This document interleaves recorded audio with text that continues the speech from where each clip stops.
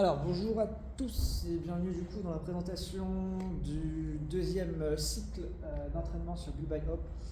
Je fais une présentation générale de la trame commune aux trois programmations, donc force, endurance et sport spé. Et je rentre spécifiquement après sur les vidéos de présentation de chaque semaine, spécifiquement sur les différences qu'il va y avoir sur chaque programmation, sur chaque trame. Okay. En gros, pour juste refaire le point, cycle 1, on était vraiment sur un travail d'hypertrophie, on posait les bases, on faisait la construction musculaire, tout ce qui était du coup construction des postures, construction des placements latéraux, il y avait beaucoup de tempo, beaucoup de pauses, etc. C'était la même chose en force, beaucoup de tempo, beaucoup de pauses. On travaillait sur des trajectoires, on travaillait vraiment sur temps sous tension pour essayer vraiment de construire du coup des trajectoires propres, des placements solides et faire grossir un petit peu ses muscles. En gym, on avait aussi beaucoup de travail d'hypertrophie, beaucoup de travail technique sans trop de fatigue et beaucoup de travail de strict du coup. Et puis on retrouvait après sur tout ce qui était Metcon, monostructurel. Sur monostructurel, du travail dissocié, donc essentiellement sur les ergos avec le travail du Nico Salo ou du run. Et sur les Metcon, un travail de préparation essentiellement basé sur Open Qualif avec dans le Sport Spé, un travail de finale, de préparation finale en plus pour ceux qui ont des compétitions. Mais grosso modo, voilà. Sachant que sur la partie Metcon, on était essentiellement sur des formats de WOD entre 10 et 20 voire 30 minutes vraiment pour participer à la construction de cette base de travail et d'encaissement de volume. Okay. Voilà pour reposer un petit peu les bases. Là, on passe du coup sur le deuxième cycle, le cycle travail de force et préparation vraiment qualif open qui arrive. Okay. Donc on est sur fin novembre, mais surtout décembre, janvier, février. Parce qu'en février, même janvier, février, mars, grosso modo, c'est la grosse période de qualif. Je pense au French, je pense au Normandie, je pense aux Affi, je pense etc. Tout tombe dans ces eaux-là. Donc on va maintenant s'y préparer spécifiquement. Ok. Donc le but du travail de force, c'est de développer CRM sur les gros mouvements, squat, deadlift, etc. Parce que généralement sur les qualifs, c'est là que va tomber des recherches de RM pour réussir à se qualifier à la phase finale. On a souvent des qualifs en 2-3 parties avec une recherche de RM dedans. L'objectif aussi de développer CRM, c'est de faire du coup grossir son squat, grossir son tirage, etc. pour être plus performant en haltérophilie. On va y revenir derrière. Et on a aussi du coup tout ce qui va être travail plutôt d'intégration sur la gym parce qu'on va avoir du volume à accumuler en gym, même si ça reste relativement restreint généralement sur tout ce qui qualifie. En phase finale derrière, ça va grossir aussi tout ça. Okay. Donc je vais vous expliquer comment ce cycle va se découper. Il va se découper en 3 grandes périodes, comme le cycle précédent, par mois grosso modo. Avec un vrai focus qui va avancer pour être au top de la forme au courant février du coup, où on va chercher à maxer notamment. Ok, voilà pour la présentation. On commence du coup par le travail de force. Le travail de force, on va chercher à le faire progresser. On sera sur le premier mois sur un travail de 5-4 répétitions avec une fourchette de travail au niveau des intensités entre 75 et 85% DRM. On sera ensuite sur le deuxième mois, on réduira les répétitions, on sera sur des triplés et des doublés aux alentours des 80 jusqu'à 90%. Et on finira sur le troisième mois avec un travail de cluster, donc rep par rep. Et du coup, on sera de 90 à 100%, voire plus, parce qu'on finira par une recherche de RM sur ces mouvements-là. Donc, le travail de force, ça passe par des schémas de répétition plus courts et une intensité plus haute. Mais ça passe aussi par de la fréquence. On va squatter 3 fois semaine, on va deadlifter 3 fois semaine, on va bencher 3 fois semaine. On va potentialiser le nerveux, le schéma moteur, le schéma musculaire à ce qu'il est censé réaliser. Du coup, donc plus on monte la fréquence, plus on prépare le corps à développer des charges. La force, c'est vraiment un travail nerveux avant tout. Okay. Je dis squatter 3 fois, deadlifter 3 fois. En fait, il va y avoir un principe de mouvement principal, mouvement secondaire et mouvement d'assistance. On ne va pas faire 3 fois du deadlift lourd en triplé sur sa semaine. Okay. En gros, on va avoir une fois notre mouvement principal de deadlift, où on va le cycle de force préconisé. Ensuite, on va avoir un mouvement secondaire, par exemple sur ce premier mois du Romanian deadlift, okay, qui se rapproche beaucoup du mouvement principal, mais qui va être plus dans une recherche d'optimisation de mouvement, de mise en tension, développement des ischios, etc. Et on va avoir un mouvement d'assistance chaque semaine, là sur ce premier mois par exemple, du GHD hip extension avec du leg curl. Pareil, on est sur un mouvement de hinge à nouveau, donc de développement de ce schéma moteur là, et de renforcement des ischios avec l'enchaînement du coup GHD leg curl. Okay, c'est un exemple, et on va retrouver ce même format à peu près sur l'ensemble de ces schémas là, enfin de ces mouvements là. Sur le squat, on aura un système avec un principal, un secondaire et un rappel nerveux plutôt.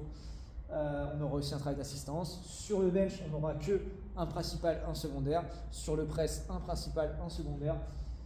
Et puis voilà, grosso modo, sur le mouvement, sur la partie force. Okay, dans l'objectif, encore une fois, d'être costaud sur le troisième mois et de sortir des grosses barres. Okay. Sur la partie haltéro, on va avoir au début un travail sur bloc haut, puis sur bloc bas, puis les parts du sol, okay, mois par mois. Pourquoi parce que le cycle précédent, on était en départ du sol constant avec un travail de pause, un travail de tempo, un travail de trajectoire, etc. dans le but vraiment de renforcer les placements, la trajectoire et d'être carré sur son mouvement. Maintenant, on va chercher à réduire dans un premier temps la trajectoire, mais se concentrer sur l'explosivité, sur l'engagement. Okay, donc le départ haut, ça permet de se concentrer uniquement sur l'engagement tirage-passage, okay, sans avoir toute la première partie du tirage à réaliser.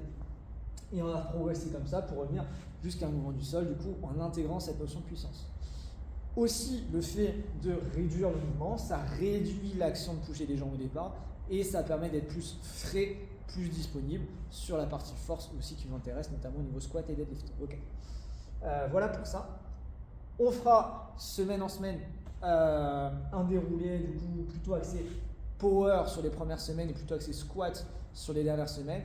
Une nouvelle fois dans l'idée de rajouter de la contrainte avec plus d'intensité, plus de charge, okay, pouvoir développer créer cette progression comme ça. Et pour le format clean and jerk, on fera du dissocié sur les 2 premiers mois et de l'associer sur le dernier mois.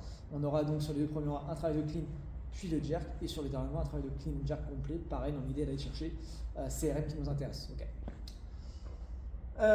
Pour la partie force et la partie haltéro, comme on va être sur une grosse expression de force, de puissance, une grosse demande nerveuse, il va falloir vraiment bien s'échauffer. Vous allez retrouver donc au début de chaque séance une préconisation de warm-up avec toute la partie cardio léger, mobilité, etc. qui est recommandée. Mais surtout, là où ça va être très encouragé à faire derrière, c'est une partie pliométrique qui est extrêmement intéressante pour réveiller le nerveux, réveiller tout ce qui est tendons, muscles, etc. Et la coordination aussi, et se préparer vraiment à booster lourd. Okay, donc il y aura un travail de rebond, il y aura un travail de flexion-extension rapide, il y aura un travail de jump, enfin plein de formats différents dans l'optique vraiment de préparer à exprimer de la puissance, exprimer de la force sur les mouvements de force et l'haltéro. Okay, je vous recommande de prendre vraiment le temps sur ces échauffements-là. Il y aura beaucoup moins de volume que sur le cycle précédent. On n'est plus du tout sur un cycle d'hypertrophie. Donc c'est sûr que si vous utilisez que la séance comme ça et que vous voulez 3 x 3 front squat, vous allez pouvoir vous dire la séance elle va être vite bâclée. Ok, sauf que le but c'est de le faire vraiment avec l'intention de vitesse, avec l'intention de puissance, avec les placements qui vont bien. Donc il y a tout un échauffement à prendre en compte. Donc je vous demande de prendre ces 20-30 minutes d'échauffement nécessaires pour vraiment bouger de la meilleure façon possible. On peut très bien faire son 3 x 3 au front squat à 75% d'une manière sans échauffement qui passera quand même. On se dit ok la séance elle est faite, mais d'une autre manière avec les 20-30 minutes d'échauffement qui vont avant, avec le travail de plio, de réveil nerveux, etc., d'activation, gainage, etc. aussi, d'une manière beaucoup plus qualitative et beaucoup plus productive en termes de gain justement de vitesse, de puissance, etc., qui nous intéressera quand on fera les RM à la fin. Okay. Donc très important. Ensuite, on a la gym, donc un gros travail de force en gym. On était plus sur un travail hypertrophie, sans trop de charge sur le cycle précédent, mais vraiment avec beaucoup de répétitions, beaucoup de volume. Là, on va commencer à charger tout ce qui est pull-up, on va commencer à rajouter beaucoup de déficits sur les HSP, etc. Peu de répétitions, l'objectif c'est de développer de la force sur ces mouvements-là. Donc de manière dissociée, donc on aura d'abord le travail de force, puis après du travail kippé, du travail de volume qui sera fait de manière disparée sur le premier mois. Manière associée ensuite, donc on va pouvoir enchaîner un travail de strict keeping dans le même mouvement, enfin dans la même série. Et enfin, de manière combinée avec des interférences, c'est-à-dire qu'il sera intégré à des formats type WOD ou à des formats type pré-fatigue. Je donne un exemple, je fais 21 cal rameur, ensuite je fais 15 incline avec double dumbbell et derrière je me fais une série de chest to bar, okay, dans l'idée. Chose qui sera intéressante, qui sera transférable directement sur nos formats qualif notamment, okay, ou open. Donc voilà pour le travail de gym. On aura toujours une partie qui sera plutôt le samedi sur l'ensemble des programmations, avec ses skills mais qui sera plus libre dans le sens où en fonction de ce qui a été fait la semaine, et ben, je recommanderais de prendre du temps par exemple pour bosser sa pirouette à handstand, pour bosser son muscle up arrivé bras tendu, pour bosser ça en fonction de ce qui a été fait. Ce sera plus libre, sera plus autonome là-dessus, ce sera à vous de vous servir de cette session pour bosser aussi vos points faibles et ce que vous avez besoin de travailler. Okay. Et enfin, on a tout ce qui est travail de Metcon, donc sur ce deuxième cycle, on est toujours dans l'objectif de préparer les qualifs, de préparer les open. Donc le gros du travail va se faire avec un format qualif, un format open qui vont tourner semaine en semaine. Et on va avoir au moins un intervalle type qualif / open chaque semaine. Okay. Ces formats-là seront faits au RPE les plus hauts. Donc le WOD du vendredi sera toujours avec ses qualifs open, avec RPE 9-10 dans l'objectif vraiment de se sortir de sa zone de confort et de travailler comme si on était sur sa qualif, à vraiment donner 100%. Et je vous demande aussi de l'aborder comme tel. N'hésitez pas à vous filmer comme tel, à vous préparer comme tel, à installer le floor comme tel, limite à vous faire juger comme tel si c'est possible. Okay, c'est vraiment, plus on est spécifique sur la préparation, et plus on sera meilleur, et moins il y aura de surprises le jour où on passera sa qualif. Okay. Sur le format qualif, ce que j'entends et ce qui va faire la différence avec le mois précédent, où on est vraiment sur une construction de volume, etc. Là, je vais intégrer des recherches de RM notamment, ou des charges lourdes, etc. qui vont venir dans un deuxième temps, parce qu'on retrouve souvent ce format-là en qualif. Par exemple, 15 minutes, je fais mon WOD à base de toast to bar, burpees et rameur, et derrière, j'ai un RM snatch, okay, à faire en 5 minutes. Contrainte de temps, contrainte de fatigue qui va venir se rajouter sur ce type de séance pour vous y préparer aussi. Okay, en parallèle de se préparer sans fatigue, sans rien, à soulever lourd, à développer lourd. Et bon, on va aussi être capable de travailler et de le faire sous fatigue, en WOD, sous contrainte de temps, et de savoir comment réagir derrière quand on fera nos qualifs. Okay, donc ça c'est pour le format qualif. Sur le format open, ce sera plus des WOD assez barbares comme on avait sur le premier cycle. Des AMRAP, des FORTAM de 15-20 minutes avec des charges relativement légères, modérées. Donc l'objectif toujours de construire du volume, une capacité de travail, une capacité de résilience et apprendre à se connaître aussi et à savoir quel rythme tenir sur ce genre de format. Et après on aura sur le format Sports P, pour ceux qui préparent comme des compétitions sur cette partie-là, un format type final, donc avec des mouvements plus techniques, des charges plus lourdes, des avancées de barres, etc., du run, des choses qu'on retrouve plus du coup sur les formats finales. Mais qui sera du coup un RPE moins élevé parce que je vous demande quand même de mettre la priorité sur les qualifs qui arrivent et donc l'intensité sur la préparation qualif actuelle. Tout ce qui est travail monostructurel, du coup je l'ai dit, sur le premier cycle on était vraiment essentiellement sur de l'ergo avec les travaux de Nico Salo pendant 3 longs mois. Vous avez développé votre technique sur les ergos sans vous en rendre compte à force de répéter, votre capacité de travail, votre connaissance de vous-même, etc. sur ces modalités-là.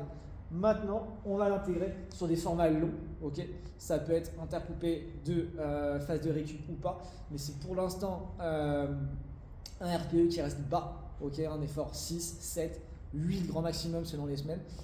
Dans l'objectif de cumuler du volume de travail, de construire sa base aéro toujours, mais avec des mouvements crossfit. Okay, on va retrouver par exemple du rameur, des DU, du ski, des burpees, du shuttle run, des choses comme ça. Okay, sans trop d'impact, sans trop de fatigue nerveuse, musculaire ou quoi, mais qui permettent de bouger, plus dans les modalités crossfit et d'intégrer un petit peu ce qu'on a fait dans le cycle précédent.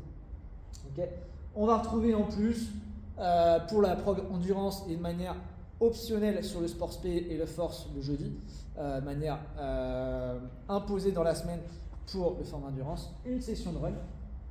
Toujours basée sur la VMA et une session d'ergo que je recommande à faire sur rameur parce que c'est ce qui va tomber le plus sur format qualif et format open.